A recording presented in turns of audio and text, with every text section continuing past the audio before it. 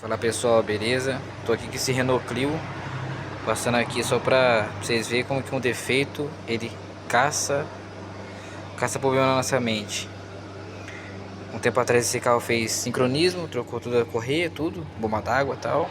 E o cliente voltou questionando que tinha um zumbido.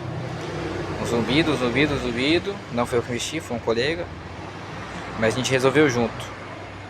E o carro tá aqui desde tem uns 3 dias aqui, batendo na cabeça. E aí o colega falou assim, ó, eu pisei no freio, parou o problema. Parou. E cessou. E aí o que é o defeito? O defeito é essa pecinha aqui, ó. Essa válvula que vai no hidrovácuo. E eu vou te mostrar agora o barulho dela. Tá até na minha mão aqui a velha. Não sei se dá pra ver se é original. Acho que não é original não. O defeito dela é um sonzinho. Ela não chega a dar aquele defeito de, sabe, fazer chiado no pedal, não. Quer ver, ó?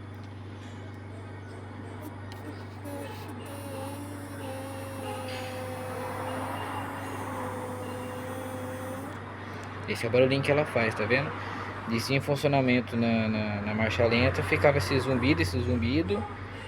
E aí o cliente encafifado, a gente também, cara, a gente rodou pra achar esse defeito. Mas a gente aqui, com muita paciência, conseguiu aí. Ela tá funcionando perfeitamente, o freio funciona normal. Só que é um defeito que, cara, testou nossa paciência, nossa dedicação aqui. Mas no final das contas deu certo. Trocamos, colocamos uma válvula nova, tá vendo? Uma válvula nova e o defeito acabou. Esse é um Renaultzinho Clio, mas serve para muitos também aí. Todos os motores que tem esse sistema aqui pode salvar aí, então prestem atenção, tirem, faz o teste, assopra, puxa. Ela tá vedando, porém ela faz esse barulho. Aqui dentro vai um diafragma e aí esse diafragma fica vibrando, entendeu?